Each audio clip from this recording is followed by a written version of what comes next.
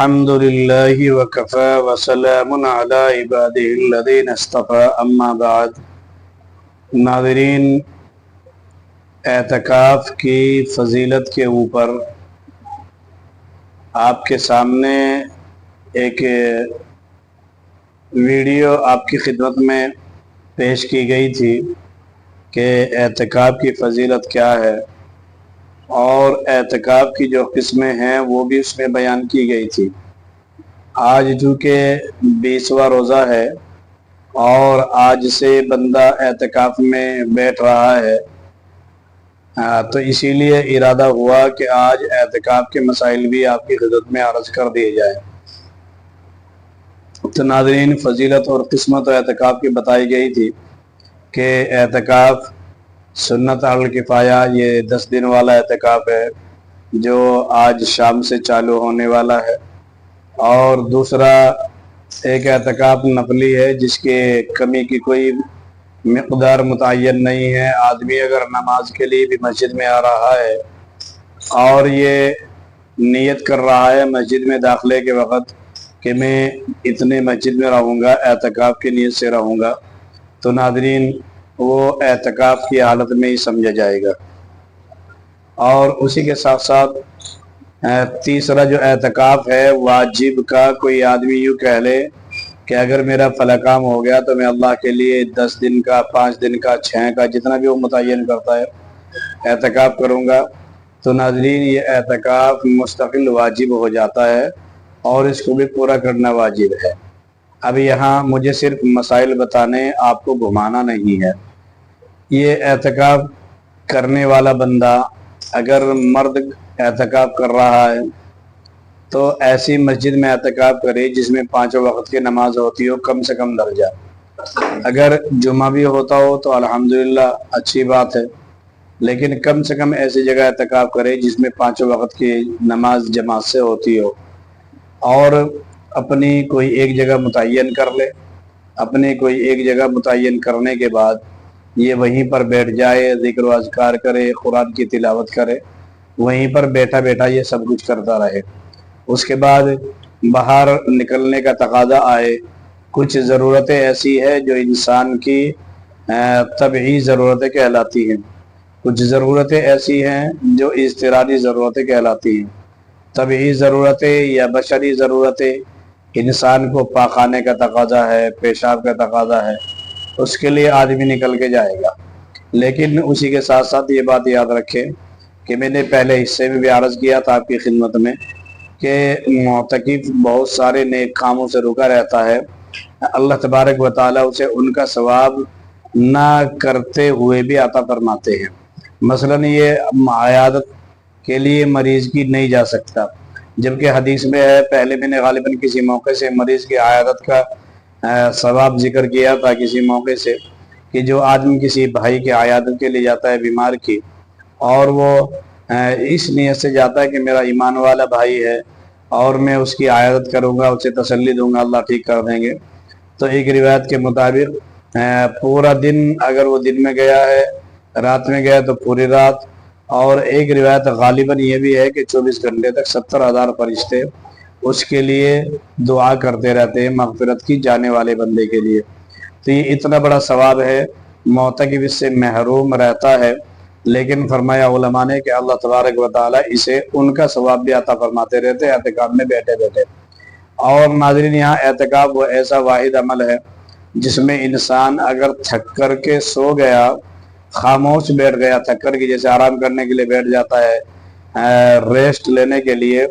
تو بھی یہ اللہ تبارک و تعالیٰ کی طرف سے عبادت میں شمار ہوتا ہے، لکھا جاتا ہے۔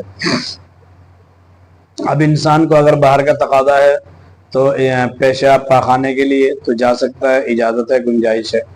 اسی طرح سے بندہ اگر نہانے کے لیے جانا چاہ رہا ہے تو علماء نے لکھا ہے کہ ایک تو ہے واجبی غسل، انسان کو نہانے کی ضرورت پیش آ گئی، وہاں پہ جا رہا ہے تو اس کے لیے تو مجبوری ہے کہ وہاں جائے، اور فوراً جائے اور جا کر کے نہا کر کے آ جائے، تو اس کے لیے تو گنجائش ہے۔ ایک ہے آدمی گرمی کا موسم ہے، ٹھنڈک کے لیے غسل کرنے جا رہا ہے، ٹھنڈک کے لیے غسل کرنے جا رہا ہے، تو علماء نے لکھا ہے کہ ٹھنڈک کے لیے غسل کرنے نہیں جا سکتا، بلکہ اس کے لیے لازمی ہے کہ جب استنجے کے لیے جائے گا تو وہیں پر یہ جلدی جلدی 2-4 لوٹے پانی گیر لے گا اور 2-4 لوٹے پانی گیر کر کے جلدی سے واپس آ جائے گا۔ اسی طرح سے ناظرین، مستقل انسان کو بیڑی کا تقاضا ہے، کسی کو عادت ہوتی ہے، پہلی بات تو یہ ساری چیزیں چھوڑ دینا چاہیے۔ بیڑی کی عادت ہوتی ہے انسان کو، تو بیڑی کی عادت ہے یا اور کسی اسی طرح کی چیز کی اسے عادت ہے، تو مستقل بزرگوں نے، فقہاء نے کتابوں کے اندر یہ لکھا ہے کہ جب یہ پیشاب کے لیے، پاخانے کے لیے جائے تو اسی وقت میں یہ جلدی جلدی سے بیڑی پی کر کے آ جائے۔ اسی طرح سے یہ راستے میں جا رہا ہے، کوئی آدمی مل گیا، چلتے چلتے حال پوچھ لیا، اور بھائی کیسی طبیعت ہے، یا اور کسی نے پوچھ لیا، اور بھائی کیسی طبیعت، جنا کہہ دیا الحمدللہ اچھی ہے، تو اس میں کوئی حرج نہیں ہے۔ لیکن اگر ناظرین یہ کھڑا ہو کر کے بات کر رہا ہے تو مستقل اس کا اعتکاف فاسد ہو جائے گا، ٹوٹ جائے گا۔ اسی طرح سے قرآن کریم نے یہ فرمایا وَلَا تُبَاشِرُوهُنَّ وَأَنْتُمْ عَاكِفُونَ فِي الْمَسَاجِدِ، کہ تم اعتکاف کر رہے ہو اور مسجد میں کوئی نہیں ہے، تم نے موقع غنیمت جان کر کے، سمجھ کر کے گھر والے کو وہاں پہ بلا لیا، اس سے بے حجابی کی باتیں کر رہے ہیں، مذاق کر رہے ہیں، دل لگی کر رہے ہیں، تو یہ بھی بالکل جائز نہیں ہے۔ اس لیے کہ اعتکاف میں بے حجابی کی باتیں کرنا، دل لگی کرنا، یہ مستقل جانا ناجائز ہے، گناہ ہے۔ اور اگر انسان بے حجابی کی بات فون پہ کر رہا ہے تو یہ بھی مناسب نہیں ہے،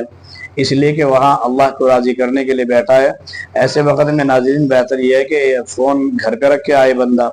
کیونکہ گھر پہ سے کھانا وغیرہ تو آئے گا ہی انسان کا، اسی وقت میں کوئی ضروری بات کہلوانی ہو کہلوا دے۔ تاہم اگر پھر بھی یہ فون ناگزیر ہے، ضروری رکھ رہا ہے، تو اس وقت میں ضروری ہے کہ بندہ فون بند کر کے رکھے۔ خامخواہ بیکار کے فون کے